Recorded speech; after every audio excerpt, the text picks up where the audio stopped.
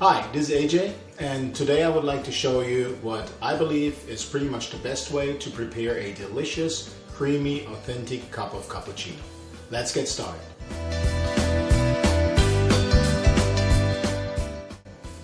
Okay, so basically what we're trying to do today is we want to prepare two delicious cup of nice and creamy cappuccino, and basically all we need for this is a good stovetop espresso maker. This one is made out of 1810 stainless steel and it's a 4-cup. I think this is a perfect size to prepare two nice cappuccinos. And then we need, of course, a great manual milk frother. They come in different sizes, different materials, from ceramic to aluminum or stainless steel. This one is my favorite. It is called the Milano, made by Frabosk in Italy. And the reason I like this one in particular is because again, it is made completely out of high quality 1810 stainless steel.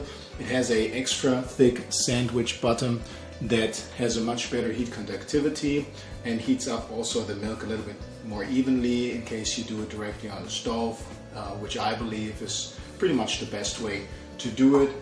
Also, it has a stainless steel lid with a ABS plastic heat resistant plunger, and you see that there's a very fine mesh in between, very nice structure, which ultimately is responsible for preparing a nice creamy froth.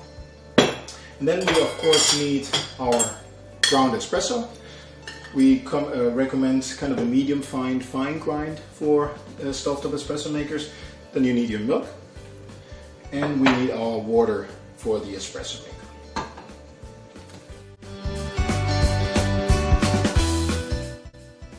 So the first thing we're going to do is we prepare our stovetop espresso maker for the espresso that we need in our cappuccino. And in order to do so, we use our stovetop espresso maker. And it has basically three components. One is the boiler that heats the water. One is the funnel that holds the ground. And one is the upper compartment that ultimately collects your espresso. So we're going to fill the boiler with water. And again, this is a 4-cup size, 4 espresso cup size, and the maximum amount of water, regardless of the size of your stovetop maker that you want to use, is right up to this little boiler valve. You want to have this boiler valve above the water level. So you can see that also inside. So we're going to fill out the water. Then we take our funnel and our grounds, and we loosely fill the espresso grounds into the funnel.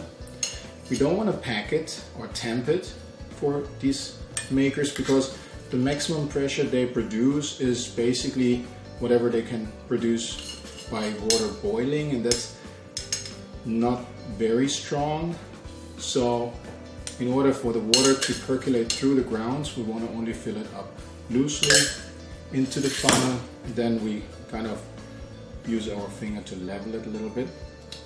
Put the funnel back into the boiler, and then just screw the top compartment back on the boiler.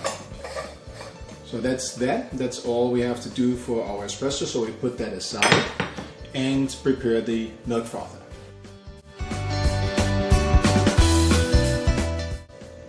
So now we're going to prepare our milk frother, which is even easier as preparing the espresso with your stovetop espresso maker. All we do is we take the milk frother, take our milk and fill the milk into the frother. This is a 6-cup, translated into about 32 fluid ounces, completely filled. But the way you want to do it is you only want to fill these about 1/3 of the frother up to a half. That's the maximum you should do, because you need some air on top for the froth to expand, of course, and also to have some sort of air circulation. And you can pretty much use any type of milk you want. Cold milk froth as well, warm milk froth is fantastic. The perfect temperature for warm milk to froth is about 145 to 150 degrees Fahrenheit. If it is too hot, it kind of changes the consistency of the milk and you kind of have sort of a white liquid that you don't want. So if you want to have a nice creamy cup of cappuccino with a nice firm and airy froth, then you want to not exceed about 150 degrees. One note to the lid. The lid is not sealing the frother. It's not supposed to seal it. So when you ultimately froth, you will see some milk and spilling or froth expanding out of the edge of the lid, which is totally normal. It's not going to spatter all over the place, but it's just not sealing the frother because it has to leave some air into the frother to not create a vacuum inside, otherwise you couldn't froth, and also to provide some sort of air circulation for the froth to expand. So spilling or milk coming out of the side on the lid on the top is completely normal. So basically that's all we have to do, and now we just have to put it on the stove, and it takes about 4 to 5 minutes. So the next thing we have to do is simply take our stovetop espresso maker, put it on the stove, switch on the heat source. You want to use a medium-high setting. You don't want to exceed medium-high.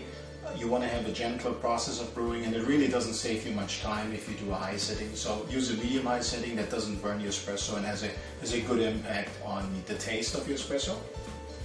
Then we use the body of our milk frother without the plunger, of course.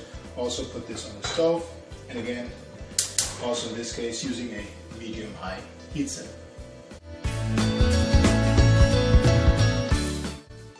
As I mentioned before, the perfect temperature for frothing warm milk is about 145 to 150 degrees Fahrenheit, and I think it's very useful to use a thermometer. I mean, while doing it, you kind of get a feeling when the perfect temperature is reached, but the thermometer really takes the guesswork out of it and makes it much easier. So I'm using a thermometer, put it on the side of the milk frother, put it in the milk, and if it reaches about 140, 145, just switch it off, and now this is the perfect temperature for the milk.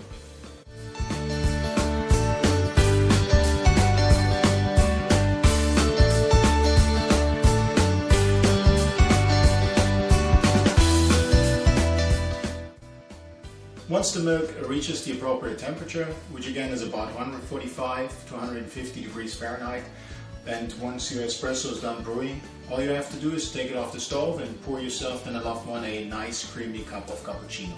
And we do recommend using oven mitts to do so because, especially if they're made out of 1810 stainless steel, the handles can get quite warm, and you want to make sure that you don't burn yourself.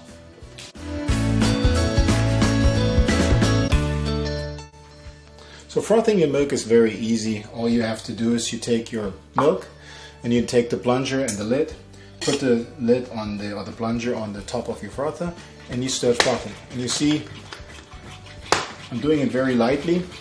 You can achieve different results if you froth a little longer. It kind of creates a firmer froth. If you, like I do, froth just a few times, you have a very nice airy froth. So that is done. So all that's left to do now is simply take your espresso, pour it in your cups,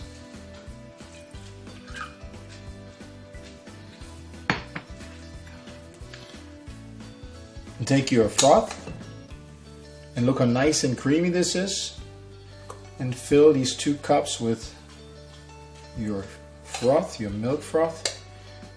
And what you get is 2 really nice creamy cups of cappuccino. Enjoy!